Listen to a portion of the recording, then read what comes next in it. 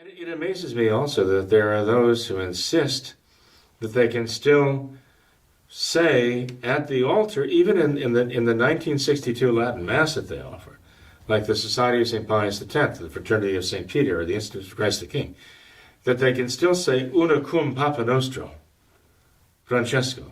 They can say that they are one in faith with him. And I know there are those who insist, no, that's not what it means. That's exactly what it means.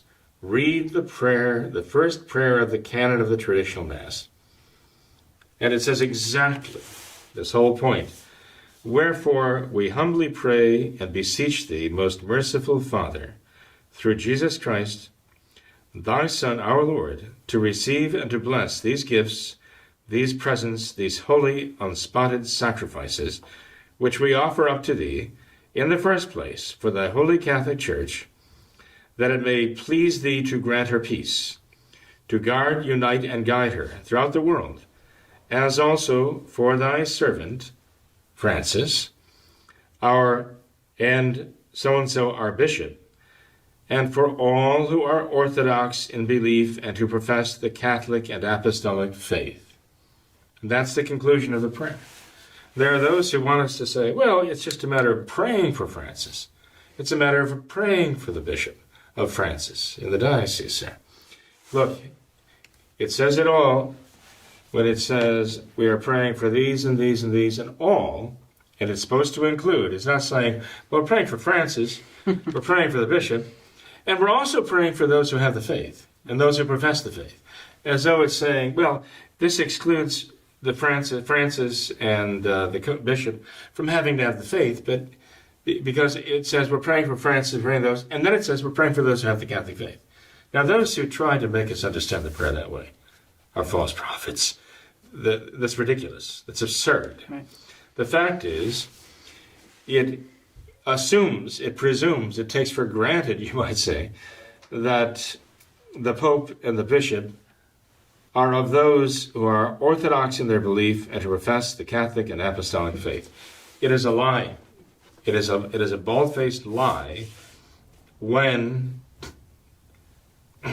you speak of Francis and his Novus Ordo Bishop as professing the Catholic and Apostolic faith, because they don't do so. And so many of these clergymen agree with that point. They understand that. If you were to ask them, are you one in faith with Francis? So many of them would actually say, well, no, I'm not. I am not one in faith with Francis. Would you consider it to be a falsehood, telling a lie, to say that you are one in faith with Francis? I think many of these men would say, yes, it would not be true to say that I am one in faith with Francis. And yet they will stand there at the most solemn moment of their life, when they're about to consecrate the body and blood of Christ in the Latin Mass, the traditional Mass, and say those words, and realizing that this is not true. I'm professing something that is not true. I'm telling God, and I'm telling the congregation here, that Francis is professing the true and apostolic faith, the Catholic faith, when I know that's not true. But there was a time when Monsieur Lefebvre, Archbishop Marcel Lefebvre, came to the seminary in Ridgefield, and he called me into the room, and I saw him, and he asked me point blank, do you say the name of, at that time, John Paul II in the canon of the Mass? And I told him, no, Monsieur, I do not. I never have. And he was silent for a moment, and then he said, well, why not? And I said to him, he might have been expecting me to say, well, he's not the Pope. We all know he's not the Pope. But what I said to him was, Monsieur Lefebvre, I understand that what I'm saying there is that I am one in faith with him. And I don't believe that's true. I have good reason to believe that I am not one in faith with John Paul II, because I hold the traditional Catholic faith in its entirety. And based upon statements that he's made and actions that he performed, I have good reason to believe that he does not hold to the traditional Catholic faith. And as I'm standing at the altar about to consecrate the body and blood of Christ and facing our Lord there in the host, I cannot be telling a bald-faced lie and stating something in prayer there that I'm convinced is not true. So I think that'd be a sacrilege. And Monsieur Lefebvre